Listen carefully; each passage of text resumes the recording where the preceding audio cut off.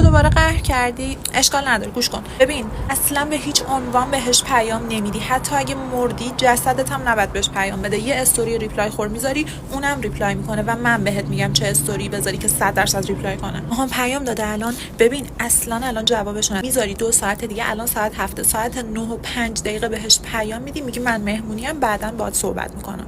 ببین حالا به نظرت من چه جوری سر بحثو باش باز کنم؟ قهر کردم باهاش، اصلا نمیدونم چیکار کنم. یه پیام بهم داده، نمیدونم 3 تا ایموجی خنده بفرستم یا 2 تا ایموجی خنده. تو رو خدا کمکم کن، 16 تا ایموجی خنده فرستادم. خوب گوشاتو باز کن ببین چی بهت میگم. الان شما دوتا بعد از 1 ماه با هم آشتی کردین، کمترین کادویی که بعد بهش قانع باشی یه آیفون 16 1 ترابایته. باید دلبری کنی کادوتو ازش بگیری. آره دیگه منم آشتی کردم.